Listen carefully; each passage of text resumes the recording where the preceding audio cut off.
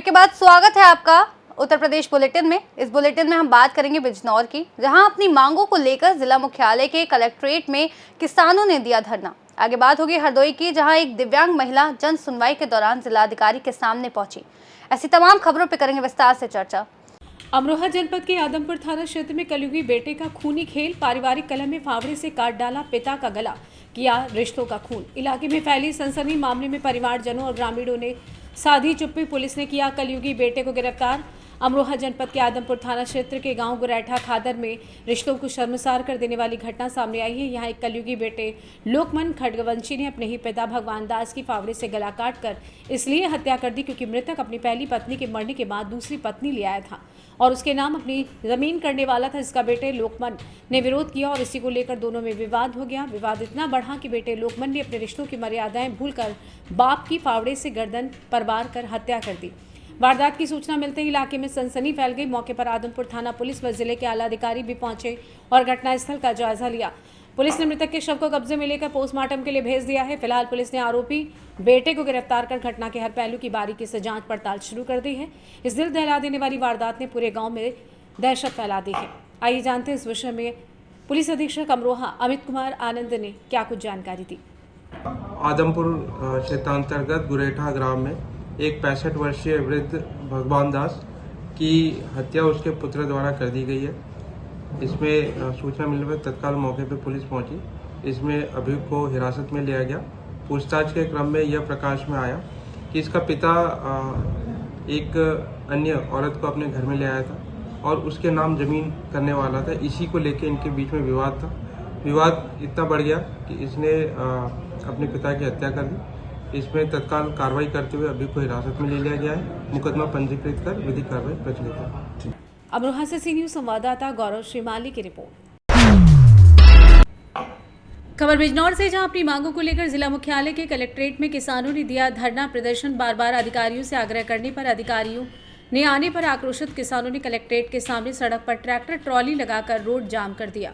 जाम के बाद तुरंत सीओ सिटी संग्राम सिंह मौके पर पहुंचे और उप जिलाधिकारी अवनीश कुमार भी कलेक्ट्रेट पहुंचे, उनकी ट्रैक्टर ट्रॉली पर बैठ गए। तो आपने सड़क जाम कर दी, क्या मामला है और पूरी बात बताइए। सड़क तो हमने पहले 5 तारीख में ज्ञापन दिया था। हमने ज्ञापन दिया था जो सोसाइटी का 3% और 7% ब्याज कर दिया। 22 तारीख में 5 तारीख का टाइम दिया था। हमने कहा था हम भाई 1 बजे ये अधिकारी चाहिए, इनसे हमारी वार्ता कराओ। 1 से 2 बज गए। 2 के बाद में एडीएम साहब का फोन आता है ना 15 मिनट का टाइम और दे दो, और बज गए 3। हम क्या करते, हम ना सड़क जाम है नहीं, हम तो चौधरी चरण सिंह की मूर्ति के सामने बैठते थे जी निवास ग्राउंड पर। लेकिन बच्चों की छुट्टी की वजह से हम हो नहीं बैठे। बच्चे हो तो चले जाएंगे, हेक के बाद हो जाएंगे, यो भी हम बता रहे हैं। तो और हम करते क्या भाई, तो हमारा कहने का मतलब यही है, वार्ता होगी। अगर वार्ता होगी ठीक है, नहीं डंडा पड़ेगा, जेल जाएंगे या आंदोलन चलेगा। लंबाई से बात कर लो। बिजनौर से सी न्यूज संवाददाता सलीम हाशमी के साथ मुकेश राजपूत की रिपोर्ट। हरदोई में एक दिव्यांग महिला रामसुखी जनसुनवाई के दौरान जिलाधिकारी मंगला प्रसाद सिंह के सामने पहुंची। महिला ने डीएम से कहा कि वो घर में अकेली हैं और दिव्यांग हैं। रामसुखी ने डीएम से ट्राईसाइकिल दिलाने का अनुरोध किया ताकि वो आसानी से आवागमन कर सके। डीएम ने तत्काल दिव्यांग जन कल्याण अधिकारी को बुलवाया तथा एक ट्राईसाइकिल देने के निर्देश दिए। डीएम के निर्देश पर दिव्यांग जन कल्याण अधिकारी तत्काल एक ट्राईसाइकिल लेकर आए, जिसे जिलाधिकारी ने स्वयं अपने हाथों से रामसुखी को ट्राईसाइकिल सौंपी।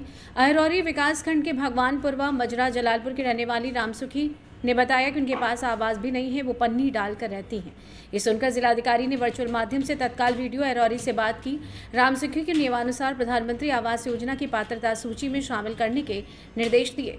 दिव्यांग रामसुखी ट्राईसाइकिल लेकर स्वयं के मकान पर भरोसा लेकर खुशी के साथ कलेक्ट्रेट कक्ष से विदा हुई। हरदोई से सी न्यूज संवाददाता जितेंद्र की रिपोर्ट। प्रगति फाउंडेशन के द्वारा द्वितीय अंतर्राष्ट्रीय रक्तबीज सम्मान समारोह का भव्य आयोजन। सोनभद्र में कार्यक्रम के मुख्य अतिथि सदर विधायक भूपेश चौबे व विशिष्ट अतिथि श्रवण सिंह गौड़, मंडल अध्यक्ष दीपक शाह, चेयरमैन कमलेश मोहन उपस्थित रहे। अतिथियों के द्वारा भगवान गणेश की पूजा अर्चना के साथ कार्यक्रम का शुभारंभ किया गया। इसके पूर्व मुख्य अतिथि ने देश के कोने कोने से तथा नेपाल, भूटान सहित अन्य देशों से पधारे रक्तवीरों से औपचारिक परिचय प्राप्त किया।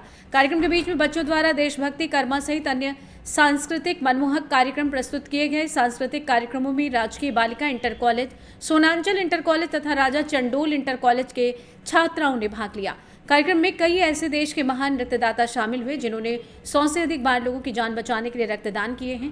प्रगति फाउंडेशन द्वारा सभी रक्तवीरों को मोमेंटो, मेडल एवं प्रमाण पत्र देकर सम्मानित किया गया। इसके पूर्व रक्तवीरों ने गाजे बाजे के साथ रक्तदान जागरूकता रैली निकाली। इस मौके पर डॉक्टर लवकुश प्रजापति, रविंद्र जायसवाल, शिवशंकर प्रसाद, एडवोकेट अनिल कुमार, सुरेंद्र अग्रहरि, विकास अग्रहरि, संतोष गुप्ता सहित अन्य मौजूद रहे।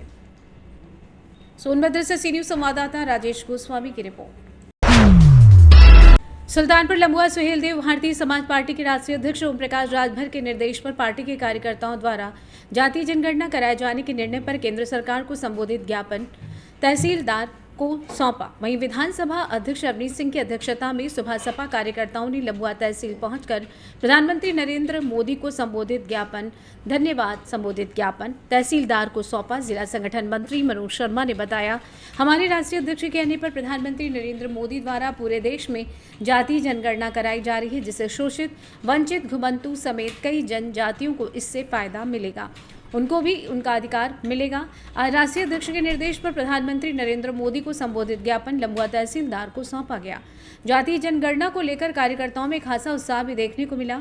मौके पर जिला उपाध्यक्ष बाबूलाल धुरिया, जिला संगठन मंत्री मनोज शर्मा, ब्लॉक अध्यक्ष लंबुआ राम भारत गौड़, ब्लॉक अध्यक्ष भदैया राम बहादुर वर्मा, ज्ञानेंद्र प्रताप सिंह, प्रवक्ता पंकज गुड्डू सिंह, पवन पांडे, अवधेश कुमार, नंदलाल धुरिया, जितेंद्र कुमार समेत दर्जनों की संख्या में कार्यकर्तागण मौजूद हैं। आज आपका किस तरीके का ज्ञापन का कार्यक्रम है?